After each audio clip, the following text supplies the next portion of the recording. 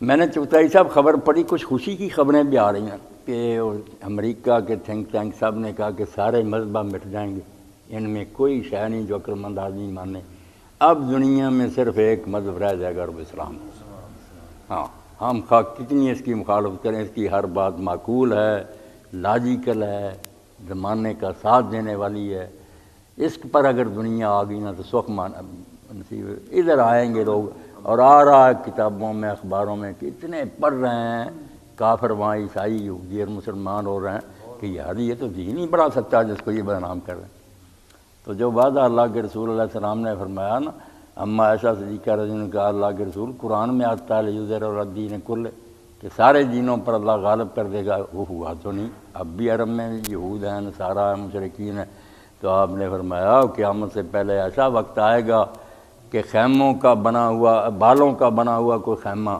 یا گارے کا بنا ہوا کوئی مکان وہ بھی نہیں رہ جائے گا جس میں اسلام داخل نہیں ہو جائے گا، خواہ کوئی عزت سے اس کو قبول کرے یا ذلیل ہو کر رعایا بن کر رہے۔ یہی دور ہے جس کی حضور نے خبر دی کہ قیامت ختم ہونے سے آنے سے پہلے پہلے ایک بار زمین اللہ کے نور سے چمکے، اور اس پر یہ لوگ حیران ہوتے ہیں کہ نہیں امام المہدی نہ مانو۔ علامہ اقبال کہتے ہیں اے وہ کہ تو مہدی کے تخیل سے ہے بیزار، مایوس نہ کر آہوئے مشکیں سے، نا امید نہ کر آہوئے مشکیں سے ختن کو، کہ اگر وہ علاقہ چین کا ختن جو ہے وہاں ہرن ہوتا ہے جس میں کستوری ہے تو وہ اس کی خوشی کی بات ہے، فخر ہے اس علاقے کا۔ تم کیوں نا امید کرتے ہو اس امت کو کہ کبھی کوئی لیڈر نصیب نہیں ہوگا اور کبھی اسلام غالب نہیں آئے گا، کیوں کر رہے ہو مایوس اس کو؟ اور مولانا نے بہت اچھا لکھا تجدید احیاء کہ اگر اس خدا کی کائنات میں لینن اور سٹانر اور کافر اور بے دین لیڈر پیدا ہو سکتے ہیں تو ایک امام ہدایت نہیں پیدا ہو سکتا؟ اللہ تعالیٰ مسلمانوں پر یہ رحم نہیں کر سکتا کہ ان کو بھی باقی جو جاہلوں نے چیزیں ساتھ ملا لی ہیں بہت سی من گھڑت ہے، ہو زندہ کفن پوش تو میت اسے سمجھ۔ اقبال نے کہا اگر کچھ غلط چیزیں لوگوں نے ملا لی ہیں اور وہ تمہیں پسند نہیں کیے تو باتیں غلط ہے، یار پھونک مارنے سے نہیں انقلاب آئے تو ٹھیک ہے، یہ اسلام نے کب ہو زندہ کفن پوش، اس پر کفن میت اسے سمجھ، اس کو وقتی سمجھ مر گئے، یا چاک کریں مرد کے ناداں کے کفن کو، یا وہ کفن چاک کر کے نا زندہ کو اندر سے نکالیں، مہدی زندہ رہنے دے عقیدہ، باقی جو ہے لغویات۔ اب پرویز صاحب کی انتشار فکر کا حال یہ کہ ایک طرف مانتا کہ دنیا سارے اس مذہب میں آ کر آخر میں اسلام کے دامن میں پناہ لے گی، تو اگر یہ توقع ٹھیک ہے تو جس رہبر اور قائد کے ہاتھ سے یہ انقلاب آئے گا وہی آئے امام المہدی عربی میں کہ کوئی یا تو کہہ کہ یہ چلا ہوا کارتوس ہے اب اسلام نہیں آئے گا، جب کہتا ہے کہ اسلام آنا ہے تو کوئی قائد ہوگا، تنظیم ہوگی، لوگ۔ اللہ اکبر۔ حکیم صاحب کو بجھیں، میں نے زیادہ وقت لے لیا، حکیم صاحب کی بات ہوتی ہے۔ بات یہی کری ہے جو آپ فرما رہے ہیں، اس میں کوئی اضافہ تو ہے۔ بہرحال یہ بات جو ہے مولانا کے عنوان سے ہی بالکل واضح ہے کہ کیسے مردانہ کو سنتا، یعنی پیڑوں کا ایک تو مذہب ہے نا کہ وہ بس سر نیچے کر کے تو چلتی ہیں، یہ تو مردوں کا مذہب ہے جو دین اسلام ہے، یہ سر بلند کرنے کے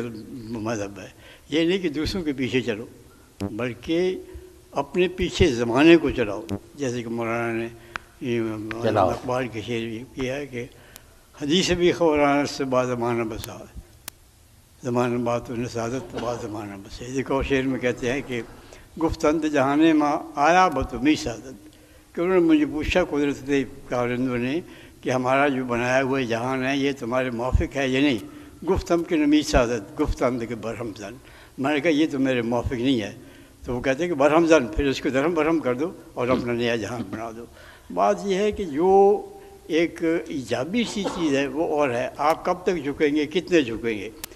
سارا سلسلہ نبوت جو ہے وہ کس چیز کی شہادت دیتا ہے؟ تمام انبیاء جو ہیں وہ وقت کی رو کے خلاف تھے، مزاحمت کر۔ نبی کریم صلی اللہ علیہ وسلم جب تشریف لائے تو وہ ان کے وہاں بھی جو روایات رسوم سب کچھ تھی، تو ان کے ساتھ کیوں نہ چلے؟ انہوں نے کیوں 23 سال تک برابر جو ہے مصیبتیں سہی، جنگیں لڑی، اپنے قریب ترین اعزاء اور دوست جو تھے ان کو شہید ہونا پڑا، لیکن کیا وجہ تھی کہ انہوں نے اس میں ایک ذرہ برابر بھی ترمیم نہیں کی کہ اس میں تو ہم سمجھوتا کرنے جاہلیت سے ہمارے آدمی کچھ بچنے مرنے سے بچ جائیں گے، کچھ سمجھوتا ہو کے، لیکن یہ وہ چاہتے ہیں کہ تم ذرا ڈھیلے پڑو تو ہم بھی